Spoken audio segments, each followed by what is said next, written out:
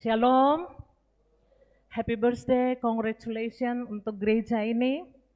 Dia tidak hanya berpikir atau bergerak secara rutinisme, tetapi saya percaya dari kesaksian tadi ada sebuah movement, gerakan Allah yang terjadi dalam panggilan hambanya, bahkan dengan jemaat yang ada di sini, sampai bukan cuma happy birthday 21 tahun, tapi juga sudah bergerak sampai kepada sebuah foundation atau yayasan yang sudah 2 tahun berdiri. Kalau dari akte notaris tadi 2022. Puji Tuhan. Banyak selamat untuk seluruh jemaat gereja, bahkan seluruh hamba-hamba Tuhan. Mohon izin, saya diizinkan Tuhan dan diminta untuk menyampaikan firman Tuhan malam hari ini. Mari kita berdoa. Bapa, dalam nama Tuhan Yesus, melihat perbuatan-perbuatan ajaib-Mu Tuhan, di dunia ini teristimewa di kota tercinta Bitung, Sulawesi Utara ini, ketika Engkau memanggil seorang hamba Tuhan bersama istrinya, Pendeta Kris Hukubun, dan keluarga besar bersama istrinya, keluarga besar, keluarga Hukubun Lusikoi, untuk mengalami kegerakan Tuhan, sampai Ebenezer sampai di sini.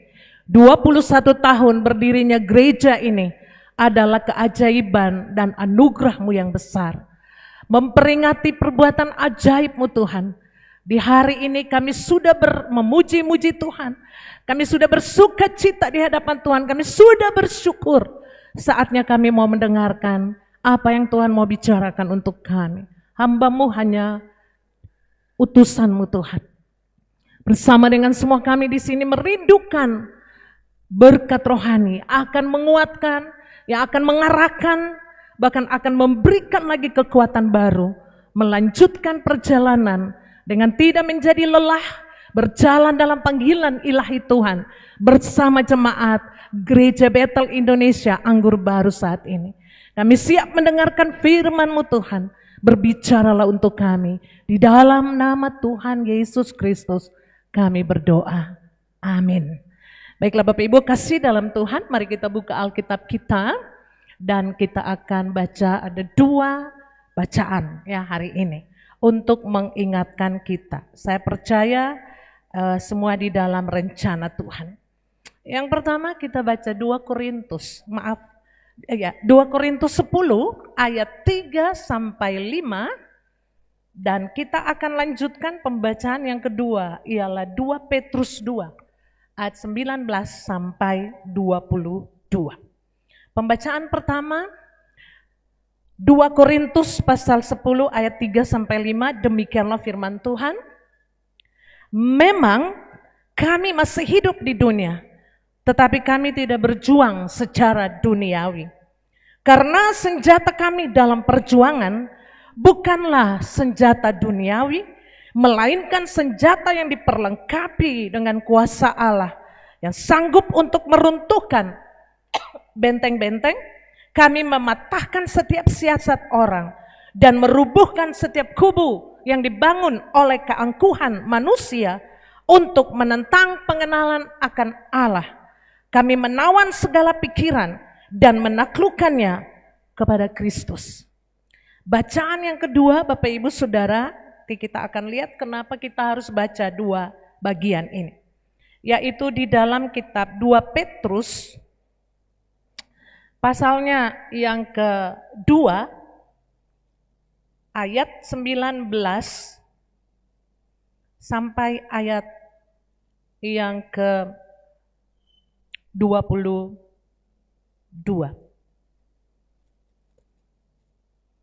Demikian firman Tuhan.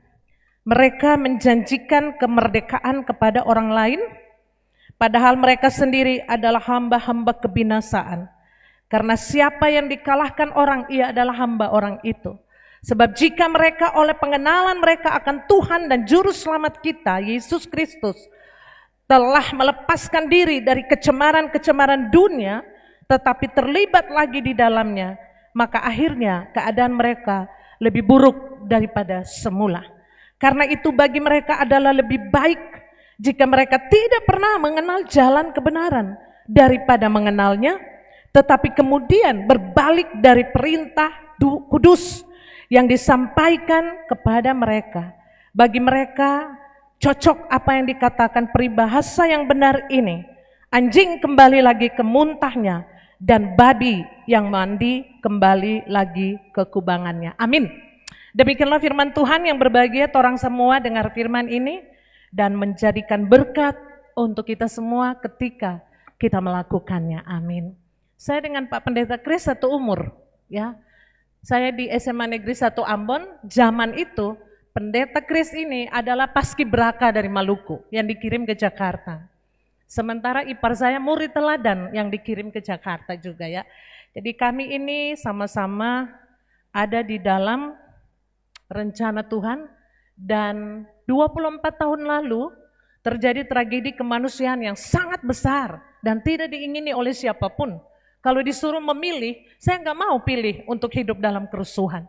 Tetapi oleh anugerah Tuhan, Tuhan membawa saya dengan Pak Kris dan Ibu Pendeta Janet, kami sama-sama tahun ini 24 tahun eksodus, escape from Ambon, dan akhirnya hidup di Sulawesi Utara. Bahkan saya pindah ke Kota Bitung. Sebelumnya saya adalah pegawai dari Ambon, menjadi titipan di Minahasa, dan akhirnya ketemu Pendeta Kris, ketemu Pendeta Atus, ketemu teman-teman yang berjuang dari Ambon, keluar dari sana, dan kami ada di sini. Ini bukan sebuah keinginan, tapi ini sebuah kegerakan Tuhan, for the divine planning, untuk sebuah panggilan ilahi. Karena itu Bapak Ibu Saudara dalam Tuhan Yesus Kristus, saya ingin kita flashback dulu. Tahun ini, khusus bulan September, selalu ada lagu yang mengatakan September ceria. Ya. Jadi kita baru saja melewati satu masa di mana ketika kita merayakan acara kemerdekaan Republik Indonesia. Kita dimerdekakan, dan dari semua itu, Bapak Ibu Saudara, yang penting kemerdekaan Kristen kita, ya, kemerdekaan di dalam Kristus. Ya, beberapa waktu lalu Bapak Ibu Saudara, saya pernah ke Amerika dan beberapa di antara kita pernah lihat gambarnya, pernah juga baca bukunya. Ada satu perempuan tegar, hebat, gagah perkasa, berdiri siang dan malam. Tempatnya namanya Liberty Island. Di sana ada sebuah tempat pulau Liberty. Di sana ada seorang perempuan yang namanya Patung Liberty. Dia berdiri di situ atas nama memperingati dan mengingatkan dunia ini bahwa perbudakan telah dihapus. Di tangan kanannya dia pegang sebuah lampu, sebuah obor yang bukan mati tapi menyala. Artinya dia sedang berdiri memberikan terang bagi setiap orang yang keluar dari perbudakan dan datang ke Amerika. Ini adalah sebuah patung yang diberikan sebagai hadiah dari pemerintah Prancis kepada pemerintah Amerika. Dan patung itu yang membuatnya, ya, yaitu sama dengan orang yang membuat tower atau menara Eiffel, ya, orangnya sama. Nah, dia memberikan obor yang menyala untuk menerangi setiap orang untuk keluar dari perbudakan. Dan di tangan kirinya dia memegang sebuah buku. Buku itu bertuliskan Hari Kemerdekaan Amerika Serikat. Di kepalanya ini ada crown, ya, crown atau mahkota dengan 7 paku yang besar. Katanya itu adalah terang untuk menerangi semua orang yang ingin keluar dari perbudakan, keluar dari penjajahan, keluar dari belenggu, dari seluruh 7 benua dan 7 lautan di Indonesia ini, samudra, ya. Dan di kakinya ada rantai yang sudah jatuh, artinya tidak ada lagi tirani, tidak ada lagi belenggu, tidak ada lagi penjajahan, dan tidak ada lagi perbudakan. Ini mengingatkan kita 17 Agustus 1945 ketika penjajahan itu selesai dan kita melakukan menjadikannya sebuah tanda bahwa itu adalah hari kemerdekaan Indonesia. Dan pada waktu kemarin bulan Agustus kita banyak mendengar, ya, lagu 17 Agustus tahun, nah itu. Sekali merdeka tetap merdeka. Ini Alkitabiah Bapak Ibu Saudara. Karena Alkitab berkata dalam Galatia 5 ayat 1, jangan lagi mau dikenakan perhambaan. 1817 terjadi penghapusan budak, terjadi penghapusan perbudakan di Amerika. Maka semua orang pada waktu itu mulai membuat kuburan massal. Membuat peti-peti mati yang banyak sekali.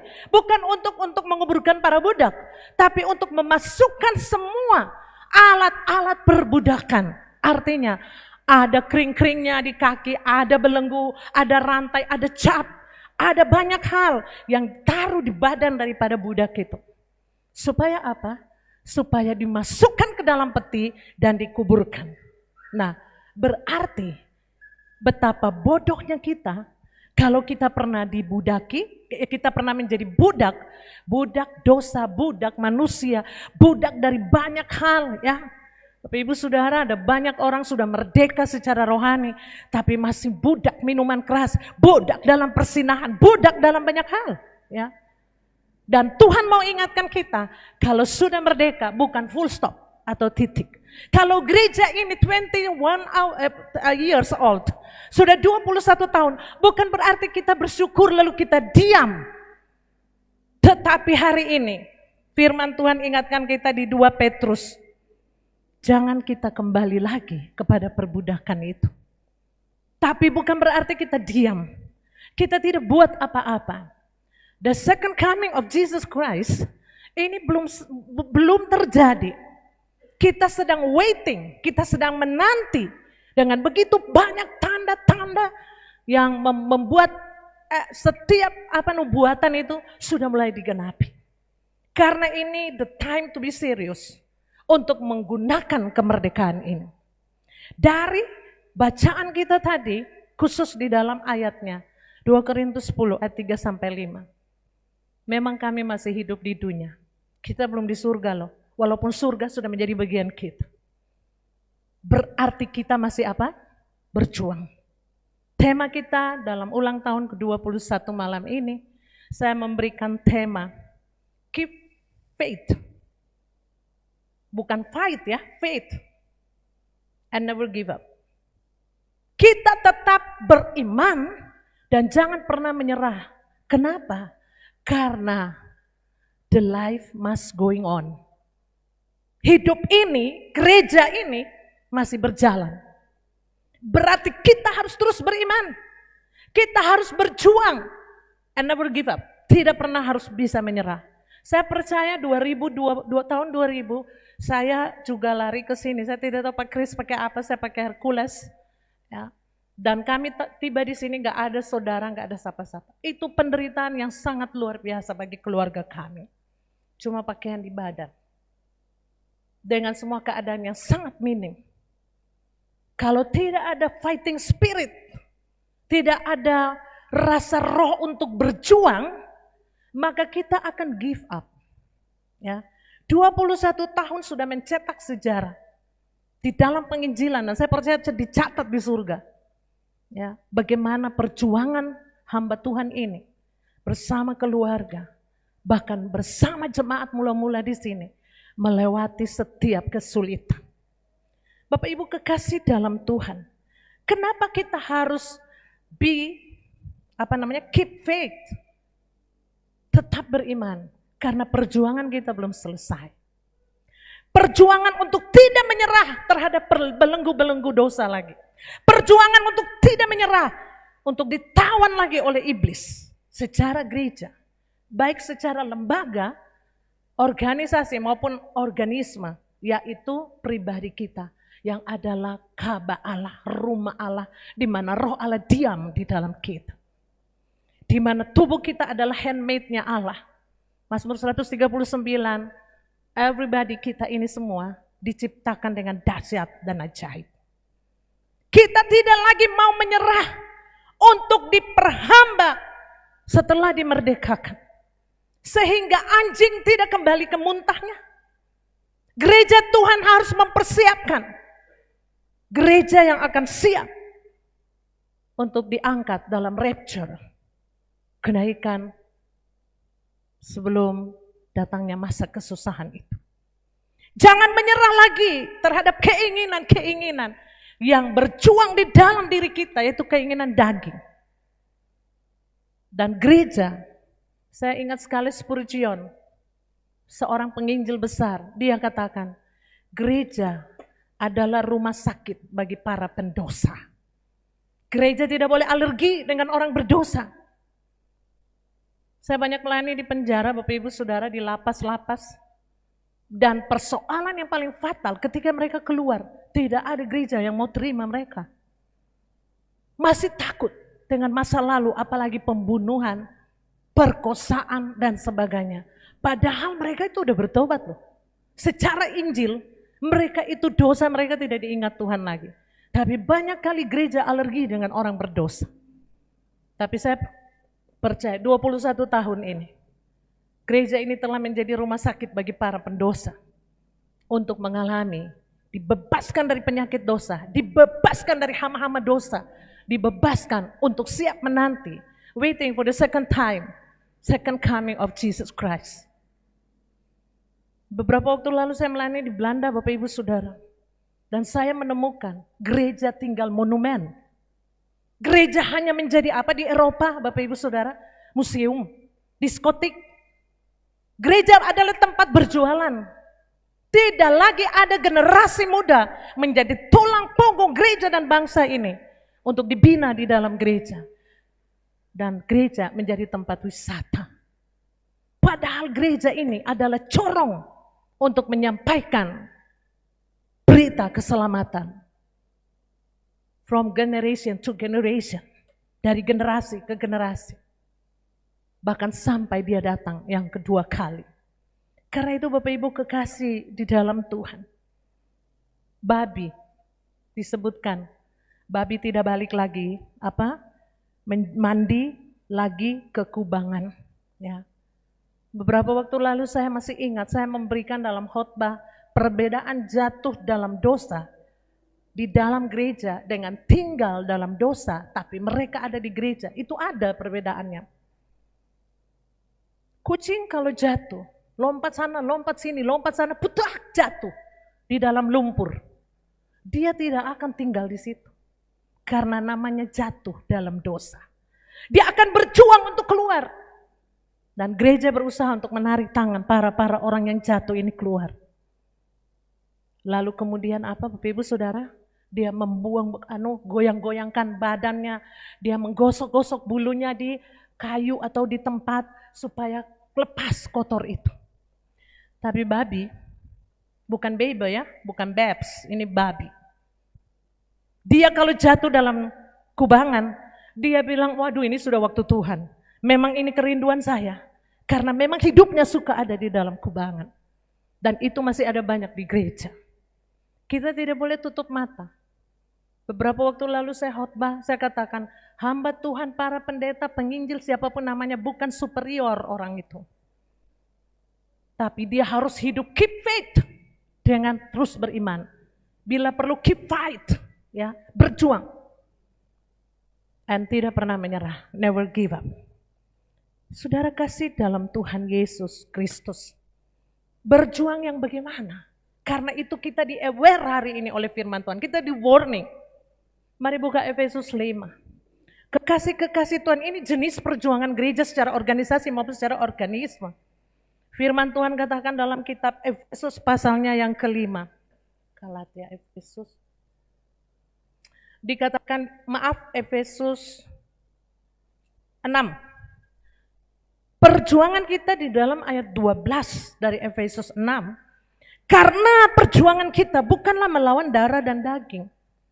Tetapi melawan pemerintah-pemerintah, melawan penguasa-penguasa, melawan penghulu-penghulu dunia yang gelap ini, melawan roh-roh jahat di udara. Artinya pemerintah dari kerajaan kegelapan, penghulu-penghulu udara dari kerajaan kegelapan, penguasa-penguasa kerajaan kegelapan, dan kita masih ada di dunia ini. Bukan berarti ini akan menakutkan kita, Bapak Ibu Saudara, tapi ini harus membuat kita lebih sungguh lagi dengan Tuhan.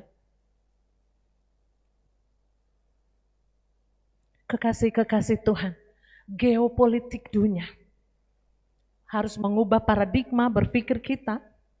Ukraina dan Rusia itu bagian dari perubahan geopolitik dunia.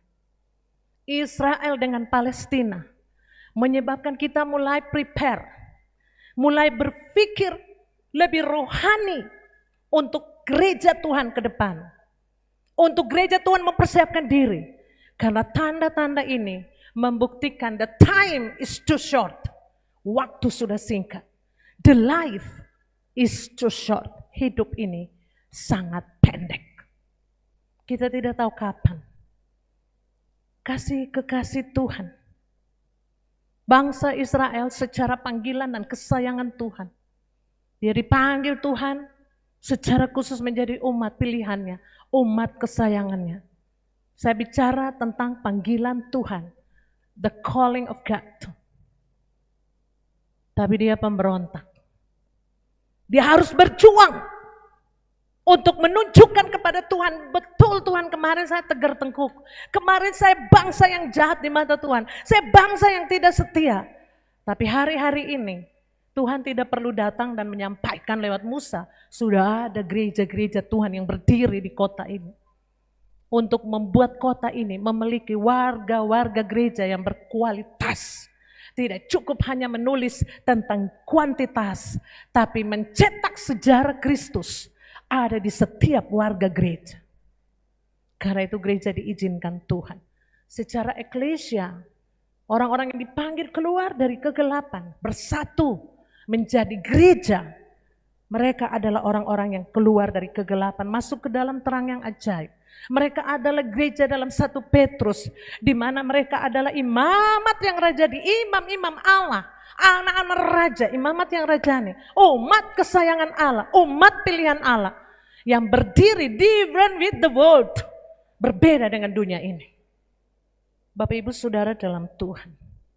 Dan saya ingat memang perlu perjuangan. Firman Tuhan berkata, Bapak Ibu Saudara, kenapa kita harus ingat firman ini? Secara saya diundang Pak Kris untuk berkhotbah di sini. Pertama kali saya jawab iya, Pak Pendeta Kris, terima kasih untuk kepercayaan, doakan saya. Saat itu langsung Tuhan kasih firman ini untuk saya. Sampaikan. Dan saya mulai memutar pikiran saya untuk berpikir Tuhan apa yang Tuhan mau bicara. Yang pertama, mari kita lihat dulu 1 Petrus 5. Firman Tuhan berkata di ayat 8 sampai 9. Kenapa kita harus berjuang? Sadarlah dan berjaga-jagalah. Lawanmu si iblis berjalan keliling sama seperti singa yang mengaum-ngaum dan mencari orang yang dapat ditelannya. Bapak Ibu Saudara, kalau orang itu bicara tentang gereja secara organisme, makhluk hidup. Dan Alkitab katakan, waduh ada iblis, waduh ada iblis. Lalu ketakutan. Saya seorang penginjil yang juga melayani di suku-suku terasing. Ketika saya melayani di suku Dayak Pedalaman, ada anak namanya Tuyul. Jadi saya ganti namanya. Namanya di sana belum ada sekolah, saya belum bangun sekolah di pedalaman. Belum ada gereja, belum ada pastori. Ya. Dan sekolah itu menjadi sekolah, saya cuma fasilitator atau stakeholder. Saya serahkan kepada pemerintah menjadi sekolah yang akan menjadi sekolah jarak jauh dari sekolah negeri yang ada di desa Muara Uri. Saya ganti ini Tuyul namanya David. Dasar mereka kan buta huruf Bapak Ibu, belum ada sekolah. Jadi akhirnya dorang gak ganti namanya. Nah satu saat kami Natal, anak-anak lari. Dan mereka katakan, ibuin ada Tuyul. Lalu saya bilang kepada pendeta John, Pak, tengking itu Tuyul. Pan mana Tuyul? Itu Buin sudah dekat. Saya bilang, kenapa Tuyul ikut-ikut orang? Setelah dia dekat dan mereka bilang, itu Tuyul. Loh, kamu namamu masih Tuyul, bukankah saya sudah ganti? Hanya karena namanya aja bikin orang takut. Jadi Bapak Ibu Saudara dalam Tuhan, jangan dengar kata iblis lalu kita ketakutan. Ibrani katakan, itu iblis ini sudah dikalahkan oleh kematian Yesus. Dan sudah membebaskan kita. Dan kita tidak lagi hidup di dalam dakwaan iblis. Karena ini Bapak Ibu Saudara, ayat 9 dari 1 Petrus 5 katakan, ketika iblis mengaum-ngaum, gereja Tuhan berdiri di depan, bukan untuk takut, tapi ayat 9, lawanlah dia dengan iman yang teguh. Berarti keep faith, tetap beriman. Lawanlah dia dengan iman yang teguh. Sebab kamu tahu bahwa semua saudara di seluruh dunia mengalami atau menanggung penderitaan yang sama. Saudara kekasih dalam Tuhan, dalam perjuangan kita harus melawan. Bukan kita melawan kita dengan kita, tapi kita melawan iblis dan strateginya. Perjuangan ini penting Bapak Ibu. Maaf saya tidak bicara partai, tapi perjuangan itu penting. Di dalam firman Tuhan juga dikatakan Bapak Ibu, Yakobus 4 ayat 7. Karena itu, ini gereja harus buat. Tunduklah kepada Allah dan lawanlah iblis, maka ia akan lari daripadamu. Bapak Ibu kasih dalam Tuhan, perjuangan kita ini ada strategi dan ada caranya. Strategi dan cara inilah yang membuat kita harus kembali back to the Bible. Kembali kepada Alkitab, no teori. Jangan teori perspektif dari pemikiran-pemikiran manusia. Kekasih Tuhan. Beberapa waktu lalu saya diundang oleh satu rektor karena saya lulusan sekolah Alkitab di situ S2 saya. S2 saya satu Unima, satu dari situ ya. Kasih dalam Tuhan. Dan dia suruh saya khotbah ilmiah. Karena di sana ada lulusan S2 dan S3. Dan kekasih Tuhan, ini firman mau dibolak-balik ilmiah, teologi, apapun, dia tetap firman. Dan hanya tinggal 2 ini. Ketika dunia ini akan habis, semua habis, tinggal 2. Pertama firman Allah, yaitu Allah sendiri. Pada mulanya adalah firman bersama-sama dengan Allah, dan firman itu adalah Allah. Yohanes 1 ayat 1. Dan yang berikut orang yang melakukan firman Allah. Dia akan mengalami the eternal life. Hidup yang kekal. Kekasih Tuhan. Kita harus lawan. Lawan segala strategi setan. Strategi iblis. Yang sungguh-sungguh perlu untuk kita aware atau warning untuk kehidupan kita. Kita melihat bagaimana bangsa Israel ketika keluar dari perbudakan. Buka dulu Keluaran Bapak Ibu Saudara supaya cepat. Keluaran pasalnya yang ketiga, firman Tuhan Keluaran pasalnya yang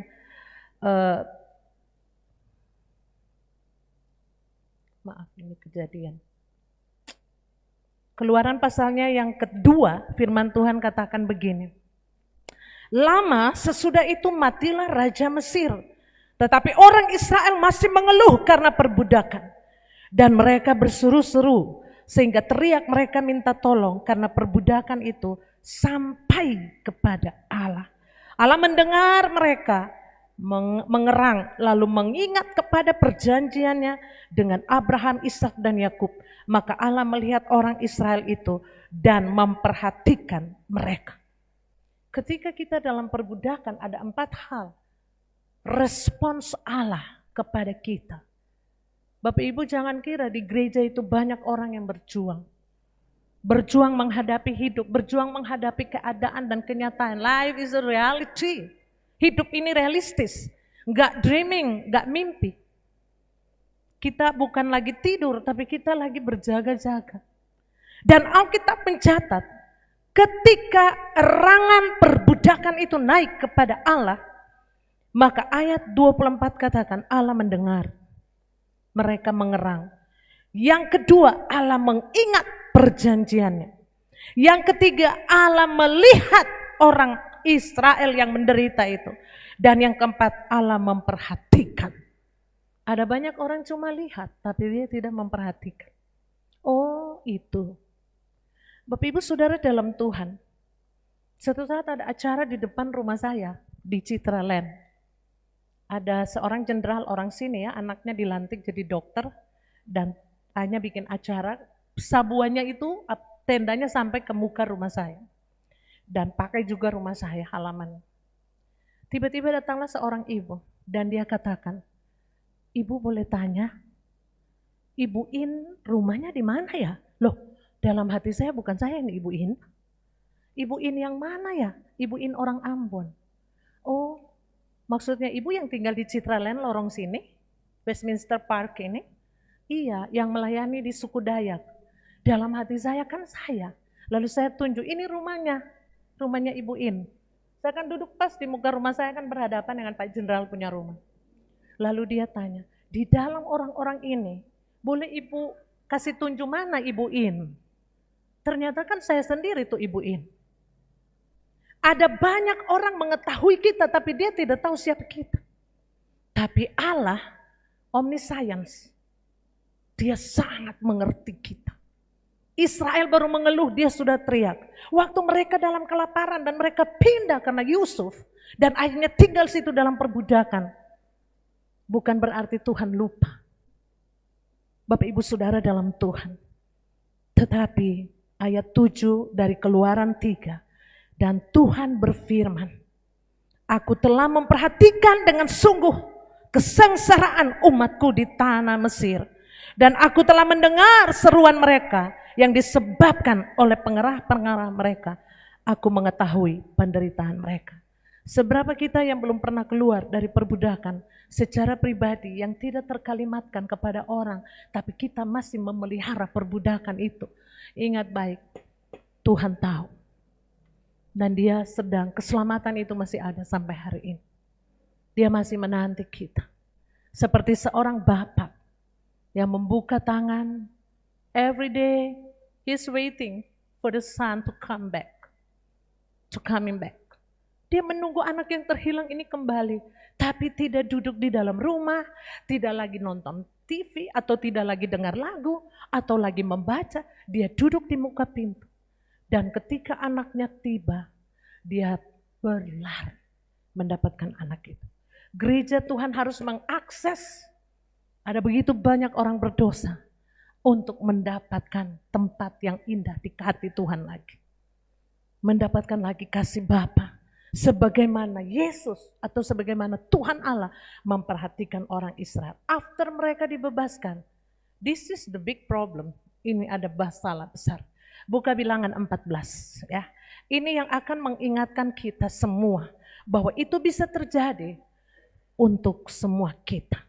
Alkitab berkata di dalam Bilangan 14, baru judulnya aja udah ngeri. Judulnya adalah pemberontakan. Seberapa banyak orang di bulan Agustus teriak-teriak, saya bebas, saya merdeka, I'm free. Tapi pas masuk bulan September, waduh, banyak lagi masuk ke dosa-dosa lama. Bapak Ibu kekasih dalam Tuhan.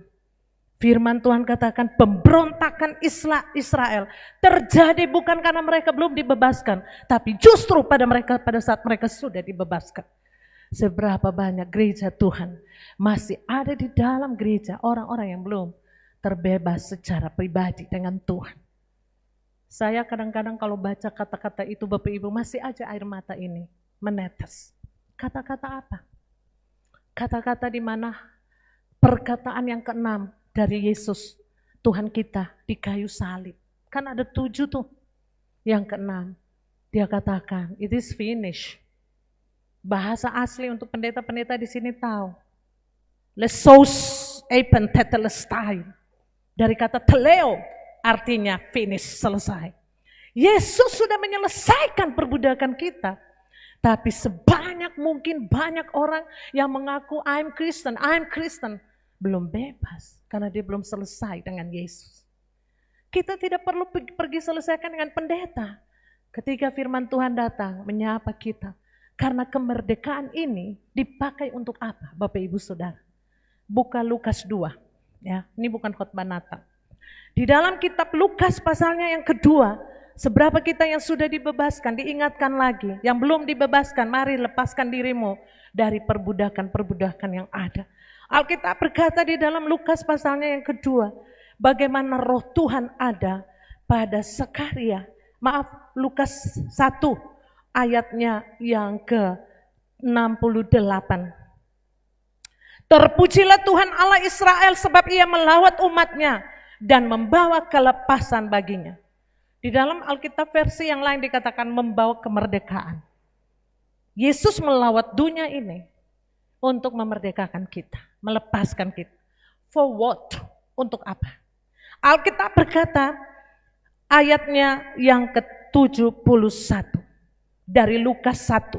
Untuk melepaskan kita dari musuh-musuh kita dan dari tangan semua orang yang membenci kita.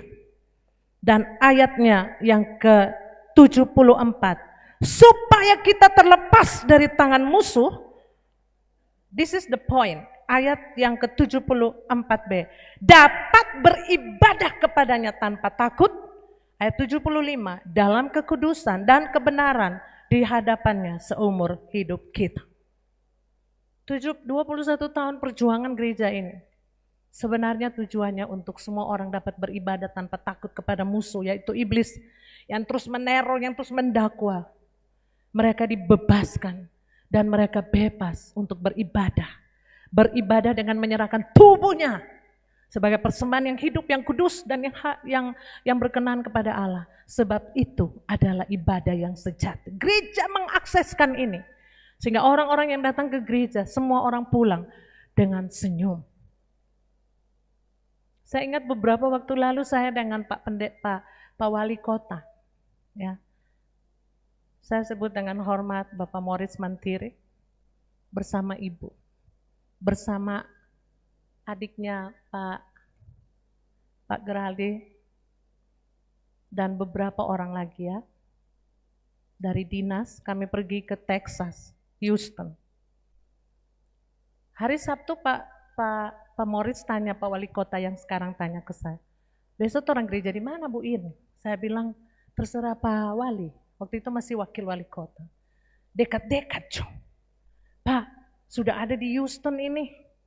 Sudah ada di Texas. Ada satu gereja, Pak, yang memang perlu Bapak datangi. Gereja apa itu? Ya, saya sampaikan. Pendetanya siapa? Saya bilang, Joel Osteen. Di mana itu? Ya Pak, bagaimana ya mau bilang? Sudah jotompi situ. Singkat cerita, orang pergi. Setelah datang, saya pakai strategi. Saya sampai itu ada usher di situ. Saya katakan, I'm sorry. This is my vice mayor from Indonesia. But a part of Indonesia, the city, the name of the city, Bitung City. This is the vice mayor from Bitung City. Oh, welcome, dia bilang. Welcome to our church. Ya.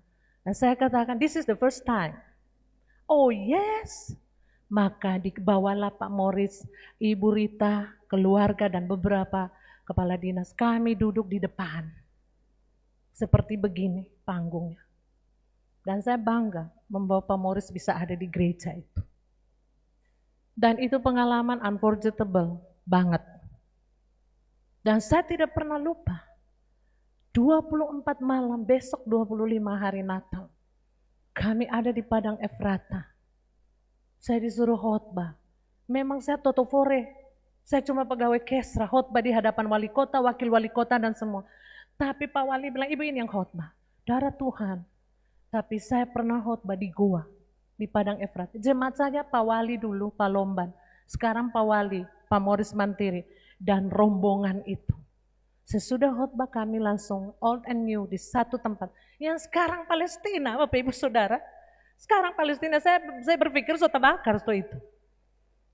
Karena kami di situ. Bapak Ibu Saudara dalam Tuhan. Ada banyak kesempatan berharga. The precious time. Jangan pernah kita wasting the time untuk menikmati berkat-berkat Tuhan ini. Karena belum tentu, the time is running out. Waktu berjalan dan dia tidak balik lagi Bapak Ibu. Dan kalau kita lepas dari semua itu, kita akan rugi. Akan rugi. Karena itu saya bersyukur kepada Tuhan. Bahwa ketika Tuhan mengingatkan gereja ini 21 tahun. Dan 21 tahun yang sama, hari Minggu lalu, Saya juga ada di satu gereja daerah transmigrasi di Serai, HUT ke-21. Karena saya penginjilan untuk orang-orang transmigrasi di sana. Sampai gereja Gemim itu juga terbangun di situ. Kekasih-kekasih Tuhan dan tinggal akan ditabiskan untuk gereja. Karena tinggal kurang kaca mosaik. Dan orang-orang itu bilang, bentuk Taman Getsemani, Yesus ada berdoa. Kita bilang, kayak ada connection ilahi, the divine connection. Karena yayasan saya Taman Getsemani. Supaya orang dari laut, Gangga, Talise lewat, waduh, dapat lihat gereja kaca, ada Yesus berdoa. Ini adalah perjuangan-perjuangan yang dimulai dari kecil. Dimulai dari orang sakit, dimulai dari orang yang mengalami mujizat. Mereka berkumpul dan mereka akhirnya dikasihi Tuhan. Tapi persoalan after dikasihi banyak pemberontak. Banyak pemberontak. Makanya Alkitab berkata, Bapak Ibu, kalau kita dipanggil, dibebaskan untuk beribadah kepada Dia, ibadahlah dengan sungguh-sungguh. Kadang-kadang kalau saya pergi pelayanan, saya seringkali banyak makan Bapak Ibu. Karena saya perlu kuat. Lalu ada yang bilang, waduh Ibu ini kuat makan, kita landa. Hidup ini harus sungguh-sungguh. Makan sungguh-sungguh, berdoa sungguh-sungguh, melayani sungguh-sungguh, tapi jangan berdosa sungguh-sungguh. Bertobat sungguh-sungguh. Karena memang makan untuk hidup. Ya, Bapak Ibu kekasih dalam Tuhan, yang mengerikan adalah ketika kita sudah dibebaskan, we have a wishing, we have a dreaming about the masa lalu kita. Repot. Ini yang terjadi untuk Israel. Alkitab berkata, Bapak Ibu Saudara kekasih dalam Tuhan. Di dalam Bilangan 14 ayat 2, bersungut-sungutlah semua orang Israel kepada Musa dan Harun, dan segenap umat itu berkata kepada mereka, sekiranya kami mati di tanah Mesir atau di padang gurun ini, mengapakah Tuhan membawa kami ke negeri ini supaya kami tewas oleh pedang dan istri serta anak-anak kami menjadi tawanan? Bukankah lebih baik kami pulang ke Mesir? Banyak orang merindukan hidup dalam dosa after bertobat. Kekasih-kekasih Tuhan, makanya jangan marah gembala kalau gembala agak tegas.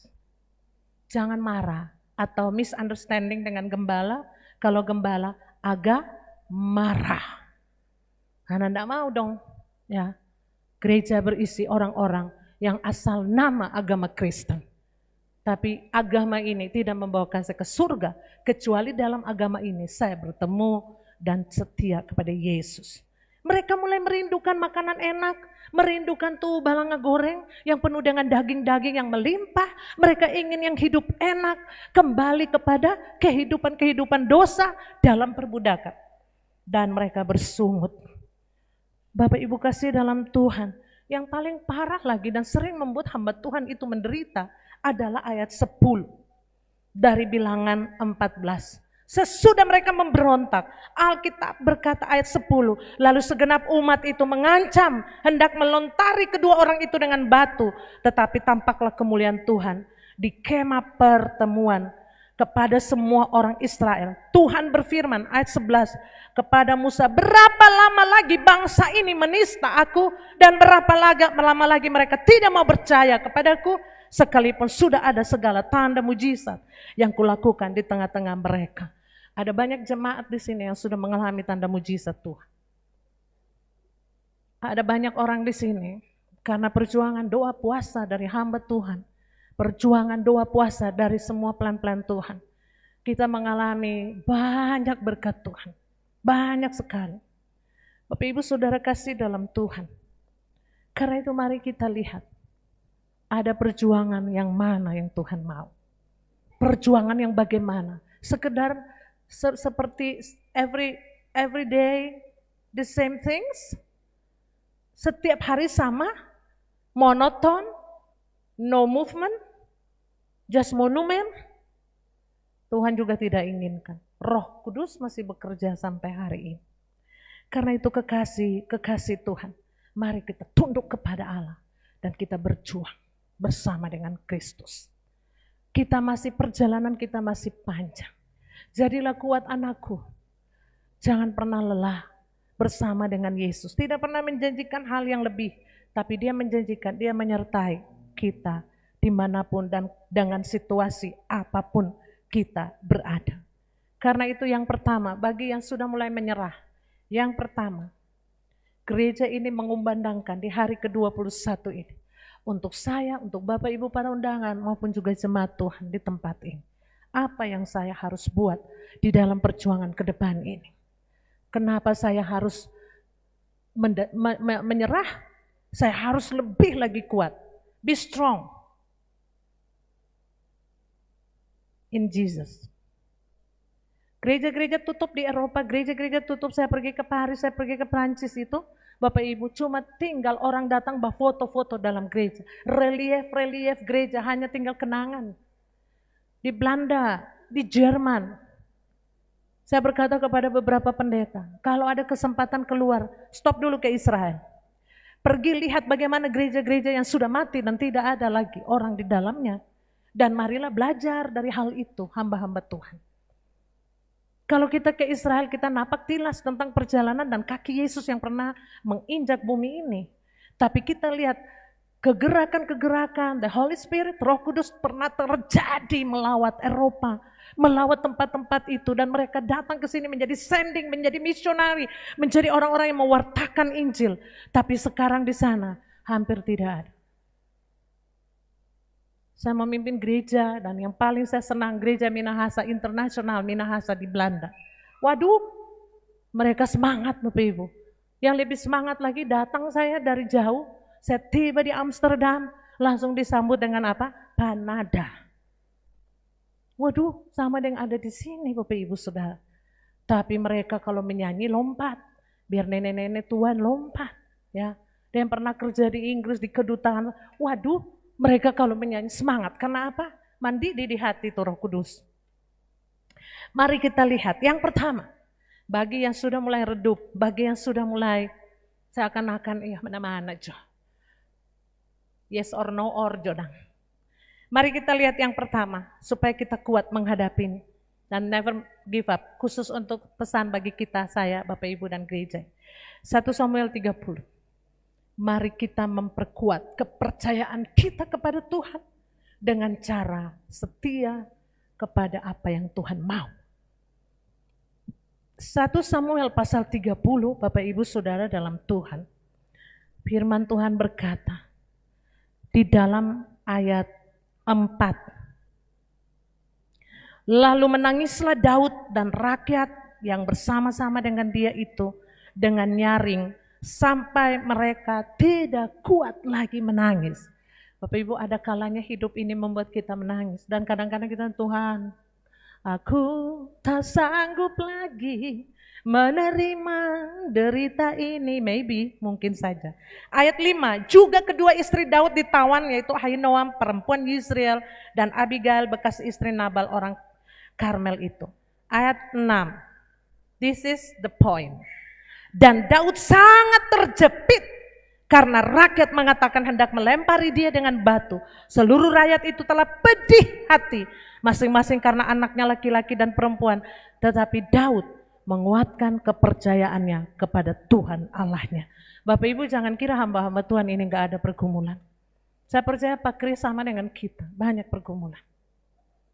Saya punya suami pengusaha, dia bukan pendeta. Tapi saya tidak boleh samakan dia dengan saya yang dipanggil khusus melayani. Kami ada beda. Kalau ketika Tuhan mengizinkan dia membantu, dia membantu. Tapi kalau tidak, saya harus punya fighting spirit. Saya harus keep faith. And never give up. Tetap pelayanan harus jalan. Kekasih-kekasih Tuhan. Ketika Daud menangis sampai gak kuat lagi. Dia keadaannya sangat terjepit. Seberapa kita dalam menghadapi perjuangan ini terjepit banget. Dan Alkitab berkata, pedih hati. Mungkin Bapak Ibu yang duduk di sini kurang pedih hati. Menurut orang pengungsi pernah pedih hati. Senin tahu lagi mau menangis dengan cara apa. Apalagi saya mengungsi dalam keadaan hamil, Bapak Ibu. Kok ngidam jahale, rasa akang jo itu. Tapi Daud menguatkan kepercayaannya kepada Tuhan. Saya percaya gereja ini bukan kebetulan. Semua ada di dalam rencana dan penentuan Allah. seberapa apapun. Saya pernah khotbah di satu gereja di Air Madidi, Bapak Ibu. Kalau tidak salah cuma 8 orang, kursinya banyak sekali. Lalu saya katakan, jangan kecil hati Pak Gembala, karena kursi-kursi ini terjadi di sini, ada malaikat-malaikat Tuhan yang duduk. Setelah habis gereja Pak Pendeta tanya, kenapa Ibu In bilang begitu? Karena Alkitab bilang, malaikat Tuhan berkemah di sekeliling orang yang takut akan Tuhan. Yang duduk di sini takut Tuhan, so semua di kursi ini banyak yang kosong ini, malaikat Tuhan duduk. Biar. Jangan kita takut dengan jumlah jemaat yang sedikit. Tapi perkuatlah apa? Kepercayaan kita kepada Tuhan. Dengan cara ayat berikut. Ya, ayat berikut katakan ayat 7. Lalu Daud memberi perintah kepada Imam Abiatar bin Abimelek. Bawalah efod kepadaku. Maka Abiatar membawa efod kepada Daud. Kemudian ayat 8. Bertanyalah Daud kepada Tuhan katanya. Haruskah aku mengejar gerombolan itu? Akan dapatkah mereka kususul? Dan ia berfirman kepadanya, kejarlah, sebab sesungguhnya engkau akan dapat menyusul mereka dan melepaskan tawanan. Dan ujung-ujungnya Daud menang. Bapak Ibu Saudara, perkuat kepercayaan kepada Tuhan bukan bicara soal faith, tapi juga bicara soal taat kepada perintah Tuhan. Tuhan, apakah akan kususul mereka Tuhan? Lalu Tuhan berfirman, susullah mereka. Dan ujung-ujungnya Daud menang. Kuatkan kepercayaan kepada Tuhan, bukan berdasarkan kuatkan hati, tidak. Disertai dengan ketaatan kepada Tuhan, kepada firman-Nya. Yang kedua, maaf Pak Kris, panjang kumang ini. Orang yang menguatkan kepercayaan kepada Tuhan, tentu dia punya masalah. Tanpa masalah, gak ada orang yang bisa tahu bahwa Tuhan tolong. Abraham, ya, Pak Ibu Saudara dalam Tuhan. Abraham tanpa bicara kepada istrinya, dia bawa anaknya. Sampai di gunung itu, dia tetap setia kepada janji Tuhan. Bahwa Tuhan akan memberkati keturunannya. Walaupun cuma satu-satunya, the only one son, Ishak.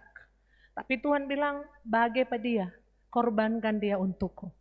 Tapi pada saat dia sudah ikat, dia sudah mau nyalakan api, kayu semua sudah taruh. Dia ambil pisau. Pikirannya itu ada Tuhan loh.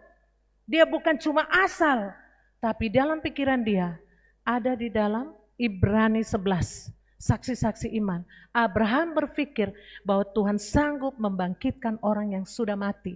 Maka anak ini kalau saya persembahkan untuk Tuhan, itu adalah ketaatan saya kepada Tuhan. Tuhan sanggup membangkitkan dia demi janjinya, seperti pasir di laut dan bintang di langit, keturunan.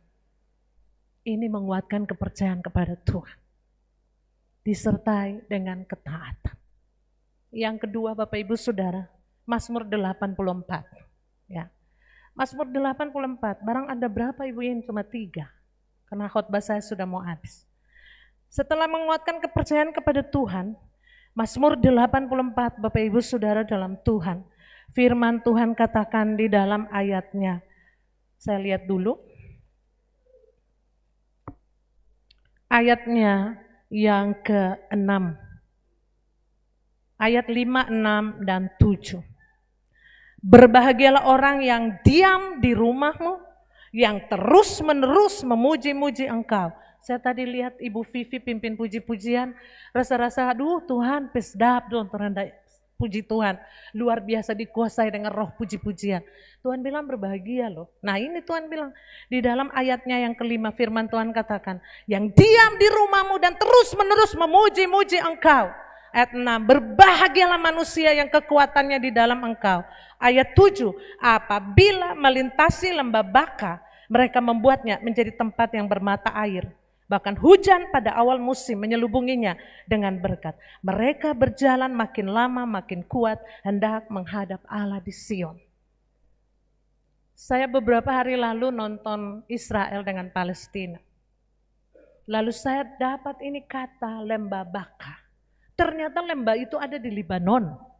Libanon Bapak Ibu Saudara, lembah Baka ini dalam bahasa Asia itu BKA. BK tapi A-nya 2. Dia ada di Libanon. Jadi ada serangan Israel ke Libanon. Di sanalah kenal lembah Baka. Saya tak ingat, lembah Baka itu ada kutip di Alkitab. Ternyata kenapa orang kalau melewati lembah Baka selalu keluar air mata? Karena lembah itu ditumbuhi oleh banyak pohon-pohon yang beraroma balsam. Kalau kita melewati lembah Baka pasti ada air mata. Karena persoalan-persoalan hidup yang membuat kita mengeluarkan air mata. Tidak mungkin kita tidak menangis. Kekasih-kekasih Tuhan, beraroma balsam lewat lembah itu. Ini namanya lembah air mata. Ada seberapa kita berjuang di dunia ini. Keep faith tapi penuh dengan air mata. Tapi Tuhan bilang berbahagialah orang yang terus the power in the praise and worship. Ada kekuatan dalam pujian dan penyembahan. Kemudian orang yang punya kekuatan hanya di dalam Yesus. Maka Alkitab katakan air mata itu, ketika dia melewatinya, air mata itu berubah menjadi spring. Tears change to be spring. Air mata berubah menjadi mata air yang mengebul-gebul keluar. Keren Bapak Ibu Saudara. Jangan menyesal kalau kita punya masalah. Bukan karena Tuhan tidak sayang. Gereja ini bergumul banyak Bapak Ibu. Tapi jangan pernah menyesal. Ada maksud Tuhan di balik air mata. Lembah Baka ini ada di Yordania. Tapi lembah Baka di dalam Mazmur 84 ini akan mengingatkan setiap orang, everybody akan pas lewati lembah itu. Dalam doa, dalam pergumulan, dalam banyak hal. Saudara kasih dalam Tuhan, kekuatan kita di mana? Uangkah? Jabatankah? Kekayaankah? Kuasakah? Kekuatan di dalam Tuhan. Kita akan melihat banyak hal yang belum pernah kita lihat, belum pernah ada di hati kita, bahkan timbul di pikiran kita. Dan dan keluarga kami ini banyak melihat hal-hal itu. Benar Bapak Ibu Saudara, ya dan amin. Karena itu mari kita semakin kuat. Efesus 5 ayat 10 katakan, hendaklah kamu kuat di dalam gereja kah? Enggak, di dalam kekuatan kuasanya. Karena di gereja ini mendemonstrasikan kuasa itu. Maka orang akan melihat perjuanganku di dunia ini bukan perjuangan yang duniawi, tapi perjuangan yang diperlengkapi dengan kuasa Allah. The power of God, sanggup meruntuhkan benteng-benteng, sanggup meruntuhkan kubu-kubu yang dibangun oleh keangkuhan manusia. Kami menaklukkannya dan menawannya untuk Kristus. Itulah gereja. Secara pribadi maupun secara organisasi atau secara lembaga maupun organisme. Yang berikut Bapak Ibu Saudara, terakhir ya. Roma 4 ayat 19 sampai 21. Menjadi ayat terakhir untuk kita, kekasih-kekasih Tuhan. Apa yang harus saya buat ketika saya sangat jatuh, ketika saya sudah mau menyerah Tuhan, maka saya memperkuat iman saya dan setia kepada Tuhan. Saya punya kekuatan di dalam Tuhan. Saya terus memuji-muji Dia. Whatever, apapun itu yang terjadi dalam hidup saya, hanya Dia kekuatanku. Dan yang terakhir, kita lihat Roma pasalnya yang keempat. Firman Tuhan ingatkan kita ayat 19 sampai 21. Imannya tidak menjadi lemah, walaupun ia mengetahui bahwa tubuhnya sudah sangat lemah. Karena usianya telah kira-kira 100 tahun dan bahwa rahim Sarah telah tertutup. Tetapi terhadap janji Allah, ia tidak bimbang karena ketidakpercayaan. Malah ia diperkuat dalam imannya dan memuliakan Allah. Dengan penuh keyakinan bahwa Allah berkuasa untuk melakukan apa yang telah ia janjikan. Keren abis Bapak Ibu Saudara. Kalau saya lari dari Ambon, bersama tidak ada suami waktu itu, suami kan masih ada di Ambon karena ada kantor, ada karyawan dan banyak hal Bapak Ibu Saudara. Kalau cuma dengan baju di badan itu saya sudah mau mati Bapak Ibu. Karena saya baru keluar rumah sakit. Anak yang tertua yang saat ini jadi dokter, dia baru kelas 6 SD, kelas 5, naik kelas 6. Dan sekarang jadi pengusaha baru kelas 3. Yang kuliah di Amerika baru 3 tahun setengah. Yang bungsu yang saat ini lagi ambil S2 lagi di Amerika dalam kandungan. Punya apa? cuma punya janji Tuhan. Itu yang membuat kita melangkah dengan percaya diri bahwa masih ada Tuhan, masih ada janji Tuhan. Kita tidak akan menyerah, never give up. Karena Alkitab ingatkan kita, Abraham ini kenyataan janji tidak sama. Janji akan ada banyak keturunan. Kenyataan istri mandul. Tapi janji sedang tunggu. Dan pekerjaan yang paling menyiksa adalah menunggu. Menunggu, waiting for the time to come. Waktu akan tiba. Tapi Alkitab mencatat, sudah kira-kira 100 tahun, rahim Sarah masih tertutup. Ayat 20 poin yang sangat menguatkan kita, apapun masalah kita.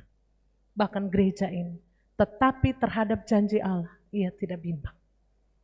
Banyak kali kita bimbang, linglung, pusing, stres.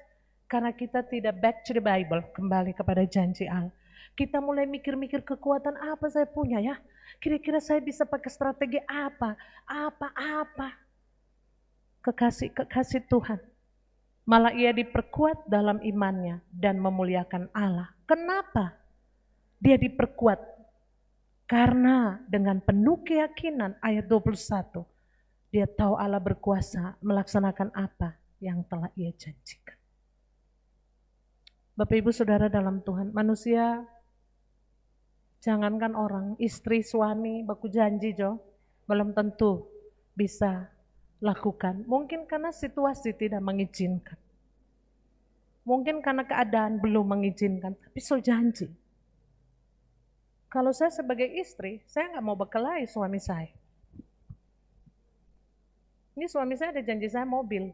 Karena lutut saya sakit, saya kan pakai Fortuner. Saya kalau bawa auto, saya naiknya tinggi sekali tuh Fortuner. Saya bilang, Pak kasih akang mobil biar second. Dia bilang, oh enggak, untuk mama itu tidak boleh second. Harus auto dalam keadaan baru. Karena mama melayani sambarang berjalan sana sini, kok auto dalam keadaan tidak baik, bagaimana? Kita bilang, saya menanti seperti Abraham. Belum ada tapi saya percaya so ada. Tapi kadang-kadang saya juga bingung Bapak Ibu. Ini pernah terjadi. Saya pulang pelayanan dari Kalimantan, suami saya katakan, sudah, so mandi mah, kemana aduh turun? Kita bilang, padahal ini masih biru-biru badan, ini lintah-lintah, ada malendong akang. Aduh Tuhan masih sakit badan, mau bikin diri betul Jo. Karena dia bilang, mari Jo, mau ganti tuh oto. Dia mau beli kita oto baru. Waduh, mama-mama itu kalau mau dibikin jangan stres, kasih baru, mau baju baru kek, dompet baru kek, nggak usah oto baru. Ya.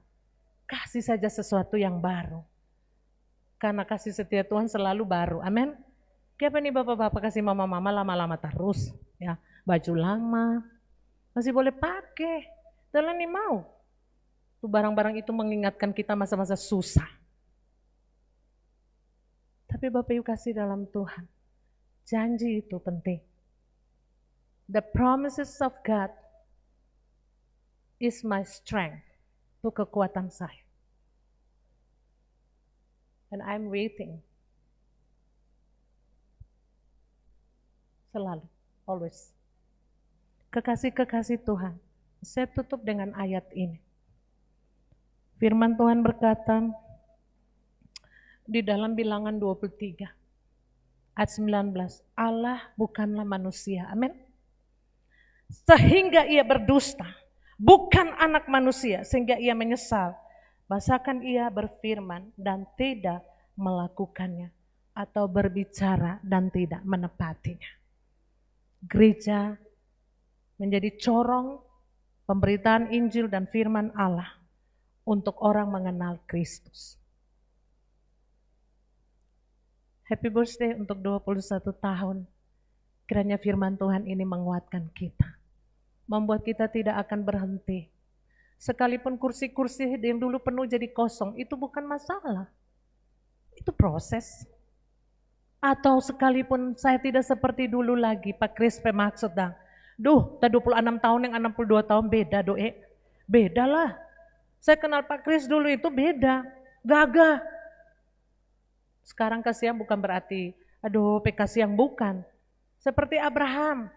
Ya, fisik boleh semakin merosot, tapi iman diperbaharui dari hari ke hari. Dan dia berdampak Tadi misi visi gereja berdampak. Small act, big impact. Amin. Ini penting. Gereja berdiri di kota Bitung. Dan Tuhan memberikan tanah ini. Bukan tidak ada tujuan.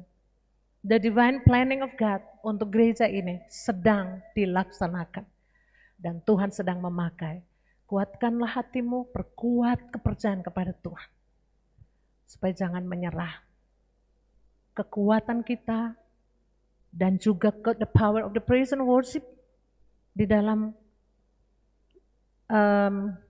Mazmur 84 tadi. Dan yang ketiga, ingat janji Tuhan. Dia tidak pernah berdusta.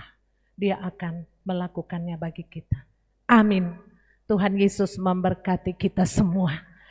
Haleluya. Mari kita angkat satu pujian. Ya, luar biasa. Saya dengar kesaksian banyak bagaimana mulai datang gak punya apa-apa orang semua. Sekarang saya mau bilang untuk Pak Kris, Ibu dan gereja ini. You are nothing to be a thing. Dulu nothing, gak ada apa-apa. Cuma pengungsi, kosong. Sekarang sudah apa-apa. You are all nobody to be somebody now. Orang akan kenal. Di Kesra ada tulis Pak Kris Penama. Dan harus diperhatikan. Karena apa? Bagian dari kota Bitung.